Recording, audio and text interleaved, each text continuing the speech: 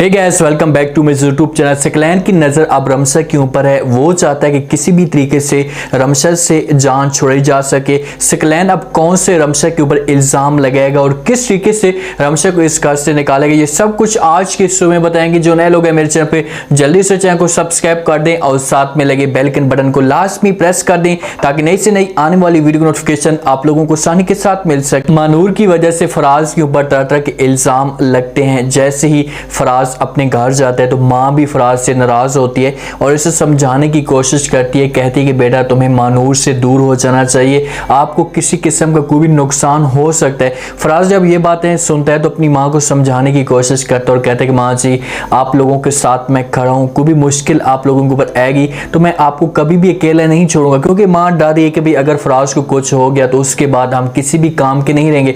जब ये बातें हो रही होती हैं तो मानूर भी उस वक्त ये सारी बातें सुन लेती है। तो फराज जब अपने कमरे में जाता है तो मानूर जो है इसके साथ बातें करती है और इससे प्यार से समझाती है और कहती है कि भाई तुम एक अच्छे बेटे हो और अच्छे बेटे के साथ अच्छे भाई हो और अच्छे भाई के साथ तुम एक अच्छे शौहर। बाज मुस्कुरा कर जो है वो मानूर को जवाब देता है और कहता है कि भाई आपकी जो बात है क्या यहीं पर ख़त्म हो जाती है, आगे मोहब्बत की कोई भी बात नहीं होती। फराज बेचारा ये उम्मीद लगा कर बैठा हुआ कि कभी भी मानूर मेरे साथ मोहब्बत का इजहार करेगी, लेकिन मानूर फराज के साथ इतनी ज़्यादा इंटरेस्ट नहीं रखती। सिर्फ और सिर्फ उसका मकसद ये है कि वो अपनी माँ के कातलों को अंजाम तक पहुंचा सके या उनको सजा दिलवा सके। फराज उसके साथ सच्ची मोहब्बत करता है और वो साफ अल्फाज में अपने घर वालों को भी कह चुका है और सकलैन को भी उसने कह दिया कि भाई चाहे जो कुछ भी हो जाए मैं मानूर को कभी भी अकेला नहीं छोड़ूंगा, मैं हमेशा इसका साथ दूंगा। मानूर भी यही चीज़ें चाहती है कि भाई मैं जब तक हूँ और मेरे साथ फराज का साथ है तो तब तक मैं सकलैन को सजा दिलवा सकूँ। अब सकलैन जो है जिस दिन से रमशा के साथ रहना शुरू हो चुका है तो उसकी जो नज़र है वो रमशा के ऊपर है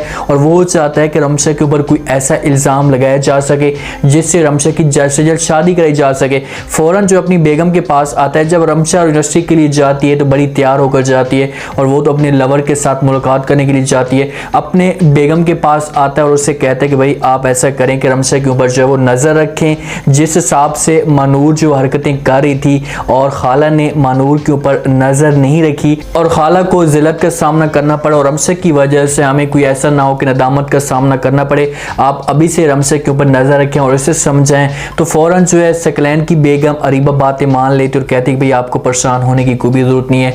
जैसी रमशा आती है मैं इसके साथ जो है वो बात क्लियर कर लेती हूँ और इसे समझा देती हूँ। सकलैन को पता है कि मैं अरीबा को कोई भी बात बोलूंगा तो ये मेरी बात प्यार से मान लेगी और मेरे साथ देने के लिए खड़ी हो जाएगी। सकलैन इसे डराया हुआ भी है कि अगर तुमने मेरा जो है वो साथ ना दिया तो मैं तुम्हें तलाक दे दूंगा। तो इसी वजह से अरीबा जो है इस किस्म की कुर्बानियां दे रही है। अगर अरीबा के पास कोई बच्चा होता तो सकलैन जो ऐसे धमकी देता भी सही तो अरीबा जो ऐसे मुंह तोड़ जवाब देती और कहती कि ठीक है भाई अगर आप मुझे तलाक देना चाहते हैं तो मुझे कोई भी इतराज नहीं है। अब इसके पास बच्चा नहीं है, सकलैन ऊपर से इसके ऊपर प्रेशर डालता है तो ये बेचारी डर जाती है और इसके जो सारे के सारे जो काम होते हैं वो करती जा रही होती है।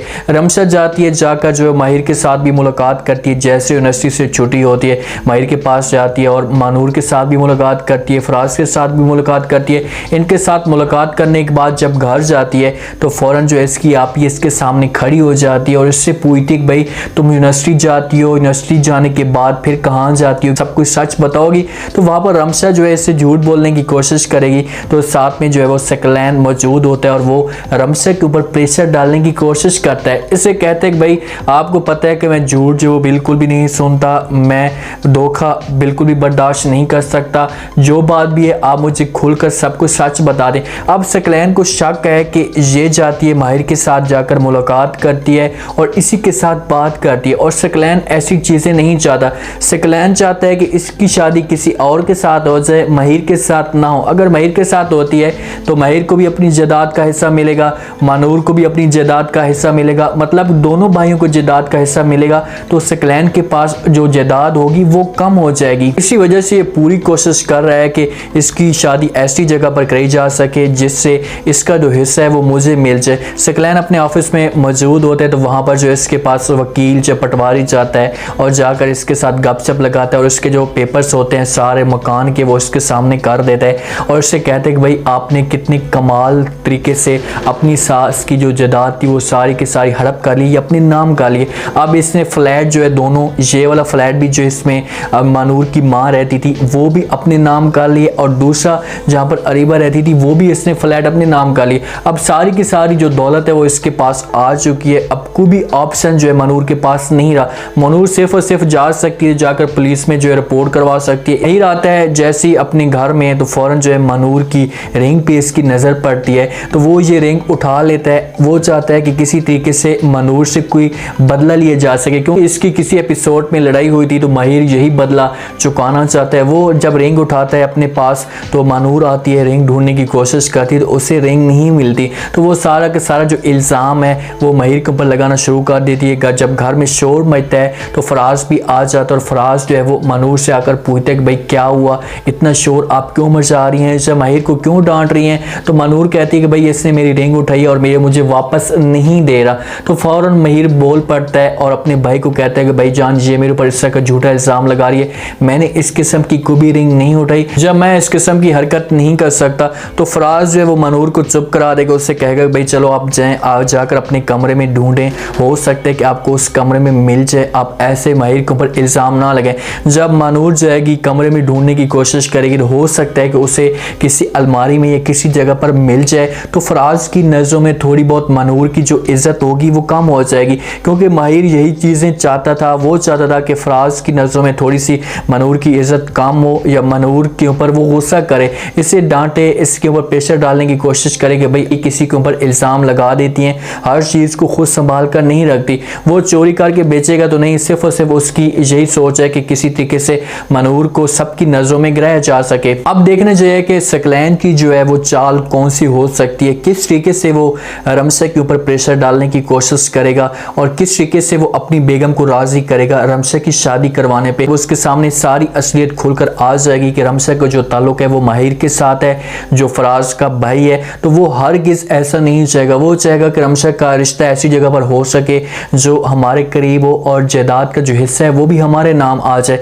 तो वो अपनी बेगम को इतना ज़्यादा भड़काएगा, इससे इतने उसके ऊपर प्रेशर डालेगा कि भाई ये जाकर जो किसी के साथ गुल खिलाती है, पहले मानूर जो वो बिगड़ चुकी थी अब ये ही बिगड़ रही है और हमारी जो इज्जत है ये मिट्टी में मिला देगी, आप अभी इसी वक्त इसके ऊपर नज़र रखें और इससे मना कर दें। और वो चाहता भी है कि इसकी जो है यूनिवर्सिटी भी बंद हो जाए, ये स्कूल या किसी ऐसी जगह पर बाहर निकले भी ना, तो इसकी मुलाकात जाकर माहिर के साथ हो। तो अरीबा जो है वो रमशा को पाबंद कर देगी, उससे कहेगी कि भाई तुम आज के बाद जो वो घर से बाहर नहीं जा सकती हो, अगर तुमने गई तो सकलैन जो है इस बात पे नाराज़ होता है या इसकी जो इज्जत है वो ख़राब होती है, तो आपको हर सूरत में इस घर में रहना पड़ेगा। मनूर बेचारी तो कोशिश कर रही है कि पुलिस में जो है जाकर रिपोर्ट दर्ज की जा सके, पुलिस को सब कुछ जाकर डिटेल बताई जा सके। तो फराज जो है इस बात पे थोड़ा सा पीछे हट जाता है, एक तो वो अपनी इज्जत जो है वो ख़राब नहीं करवाना चाहता और दूसरा वो डर भी रहा है। वो मनूर को मना करने की कोशिश करता है कि भाई ऐसा जो है वो सकलैन कभी भी काम नहीं कर सकता। ठीक है वो दौलत की लालच में जो वो गिर सकता है, दौलत को हासिल करने के लिए सब कुछ कर सकता है, लेकिन इतना आगे नहीं जा सकता कि वो किसी की जान भी ले ले। मुझे इस बात पे बिल्कुल भी यकीन नहीं है, लेकिन मनूर जो है वो किसी तरीके से फराज को राज़ी करेगी। अगर फराज नहीं भी आएगा तो मनूर कहेगी ठीक है भाई तुम मत हो, मैं जो है वो खुद अकेले जाने के लिए तैयार हूँ। मेरे आज के रिव्यू, आज का ये टीजर आप लोगों को पसंद आया होगा। आपने कमेंट सेक्शन में अपनी कीमती लाजमी बताना कि आपको क्या लगता है कि क्या रमशा के ऊपर सकलैन इल्ज़ाम लगाएगा तो सकलैन जो है इस मकसद पे कामयाब हो जाएगा और रमशा की शादी किसी और जगह पर हो पाएगी। अगर होती है तो रमशा की जो ज़िंदगी होगी वो किस तरीके से बर्बाद हो जाएगी, ये सब कुछ बताना है। और चैनल को लाजमी सब्सक्राइब कर दें, अपना खास ख्याल करें, दुआओं में याद रखें। मुझे दी इजाज़त, अल्लाह।